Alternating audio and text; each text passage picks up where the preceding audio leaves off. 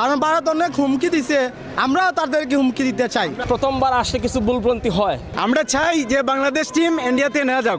না পারতো না, তারা আর পারবো করে মনে হয় না, কারণ তারা যে পরিস্থিতি, তারা কোচও নাই, কিচ্ছুও নাই, তারা কিভাবে পারবো, বুঝছো নি? তারা পারতো না।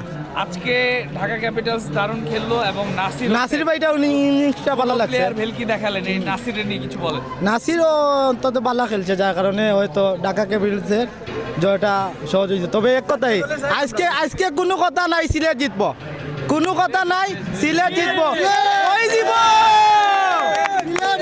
না। আমরা চাই না ভারতে গিয়ে আমরা খেলতে, আমরা চাই না, কারণ ভারত অনেক হুমকি দিছে, আমরাও তাদেরকে হুমকি দিতে চাই। আমাদের ওরা আমাদের মুস্তাফিজকে নিরাপত্তা দেবে না, তারা কিভাবে নিরাপত্তা দিবে? 16-17 জনকে তারা কিভাবে নিরাপত্তা দিবে? এই সপ্তাহটা সুন্দর হয়েছে, ভালো হয়েছে। উনি যদি সবসময় এরকম খেলে পারফরমেন্স করে, আশা করা যায় মানে সামনের দিনগুলি ওনার ভালো হবে। আসলে খেলার মধ্যে রাজনীতি না ভালো, ভারতের জন্য এটা ভালো হবে।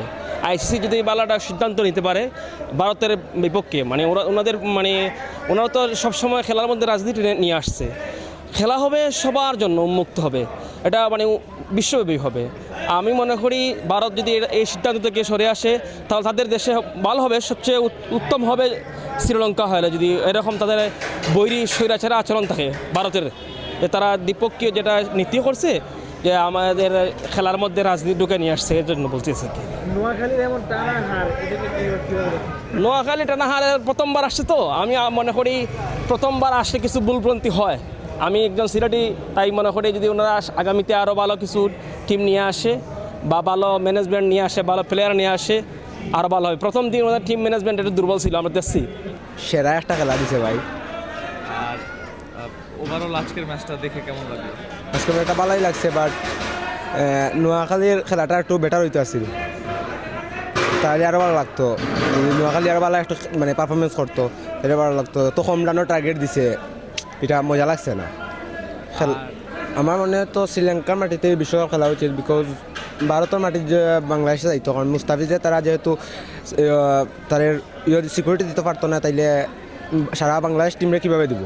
তাহলে শ্রীলঙ্কার মাটি তো বেটার।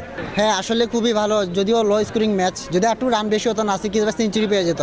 জানি না নাসিরে কি এটা সর্বোচ্চ রান নাকি আমাদের বিপিএলে, এটা আমি আসলে বলতে পারতেছি না। কিন্তু নাসির আজকে খুব ভালো খেলছে, একটু যদি রান হতো ও সেঞ্চুরি পেতো, এটা আসলে ভালো জিনিস। আর নাসির তো আসলে দেখছি বিগত 3-4 বছর ধরে আসলে বিপিএলে ভালো খেলছে। যদিও টিম জিতুক বা হারুক এটা বড় কথা নয়, নাসির কিন্তু ব্যক্তিগতভাবে ভালো খেলছে। যদিও নাসিরের পার্সোনাল প্রবলেমের কারণে সে জাতীয় টিম থেকে বাদ পড়ে গেছে, কিন্তু বর্তমান যে অবস্থা, নাসিরকে আসলে জাতীয় দলে নেওয়ার মতো মানে খেলছে আর কি। যেমন দেখুন নোয়াখালী, সবাই বড় বড় নাম, বড় বড় তারকা, আমাদের সবাই কিন্তু ভালো খেলোয়াড়, কিন্তু সে কেউই পারফর্ম করতে। আমরা চাই যে বাংলাদেশ টিম ইন্ডিয়াতে নেওয়া যাক, দরকার হলে শ্রীলঙ্কাতে ম্যাচ হোক, আমরা বাংলাদেশ টিম সবাই শ্রীলঙ্কাতেই ম্যাচ খেলুক, এটা চাই। আমরা চাই কি না চাই? ও নোয়াখালী টিম, ওরা টিম ভালো, বাট ওদের পারফরমেন্স ভালো না। দেখেন তুমি হাবিবুর রহমান সোহান এশিয়া কাপে দারুণ ব্যাটিং করছে, এখন নোয়াখালীতে একটা ম্যাচেও রান পায় নাই। সৌম্য সরকার কামব্যাক করছে, বাট 2 ম্যাচ খেলছে, ফ্লপ।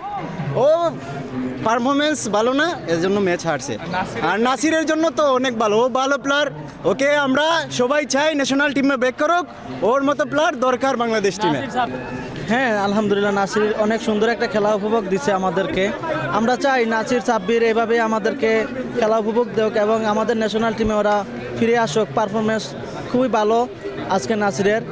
আর নোয়াখালীর জন্য কষ্ট লাগে, এরা প্রথমবারের মতো বিপিএল এসেছে, এই পর্যন্ত একটা ম্যাচও এরা জিততে পারে নাই।